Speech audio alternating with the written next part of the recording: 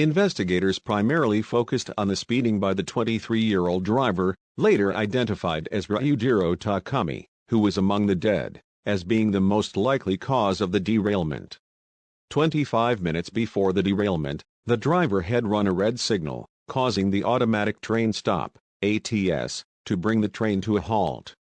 2. The train had also overshot the correct stopping position at an earlier stop at Itami Station with more than 3 carriages, requiring him to back up the train, and resulting in a 90-second delay. 1. About 4 minutes before the disaster.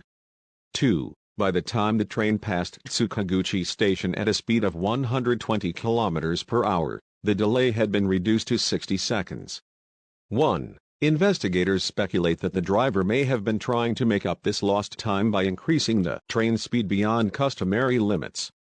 Many reports from surviving passengers indicate that the train was traveling at a faster than normal speed.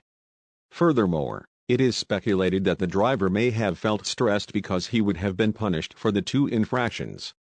10 months before the crash, the driver had been reprimanded by the train's operator, the West Japan Railway Company Junior West, for overshooting a station platform by 100 meters. In the minutes leading up to the derailment, he may have been thinking of the punishment he would have faced and may have not been totally focused on driving. 2. Junior West is very strict when it comes to punctuality. 3. And commuters often depend on near-perfect timing on the part of trains to commute to and from work on time.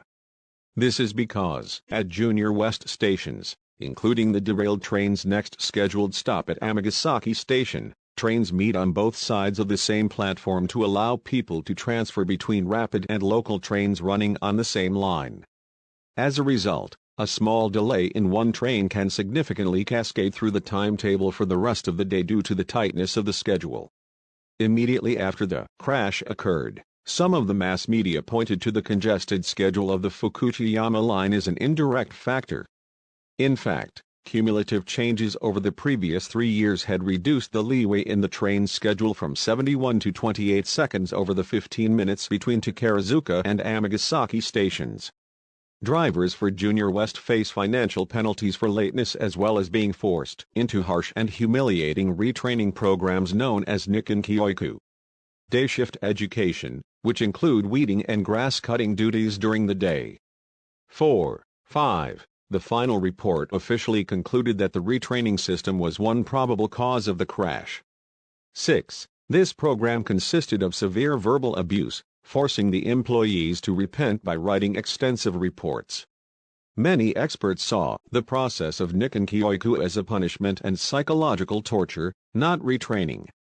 2. The driver had also received a non-essential phone call from the General Control Station at the time he was rounding the bend. 7. The speed limit on the segment of track where the derailment happened was 70 km per hour, 43 miles per hour. The data recorder in the rear of the train, the rear cars were new and equipped with many extra devices, later showed that the train was moving at 116 km per hour, 72 miles per hour, at that point. Investigators ran a series of simulations and calculated that the train would derail on that curve if going any speed over 106 km per hour, 66 miles per hour. It has been speculated that the driver was so stressed about the inevitability of going back to Nikken Kyoiku due to the prior infractions from that morning that he did not notice that the train was going too fast. When the driver did notice it, 4 seconds before the derailment, he used the service brake instead of the emergency brake, presumably to avoid another infraction, since the use of the emergency brake had to be justified. 2. Japanese building codes do not regulate the distance between train lines and residential buildings due to high confidence in the engineering of the rail system. As a result, railway lines often pass close to residential buildings in metropolitan areas.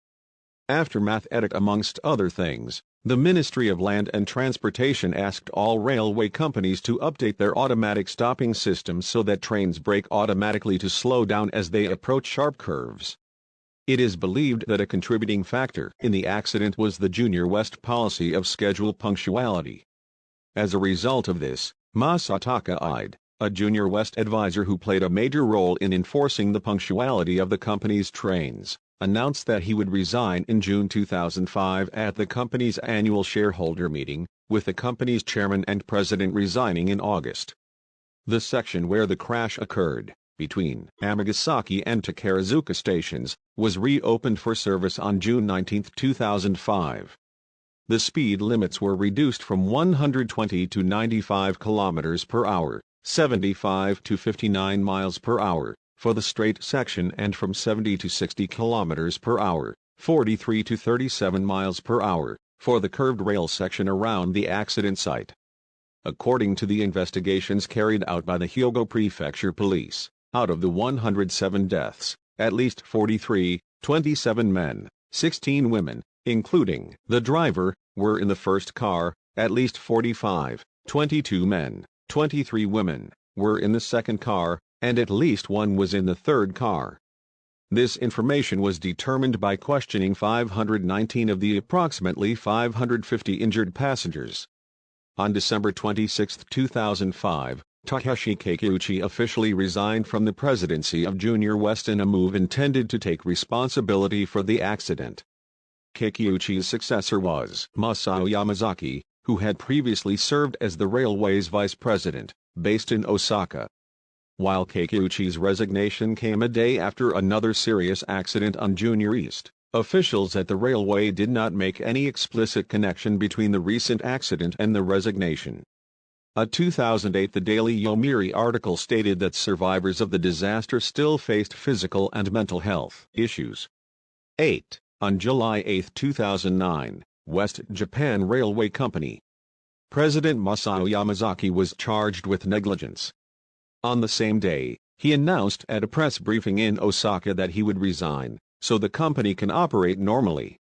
9. 10. On January 11, 2012, Yamazaki was found not guilty of professional negligence by Judge Makoto Okada of the Kobe District Court, saying the accident was not sufficiently predictable to merit a finding of guilt.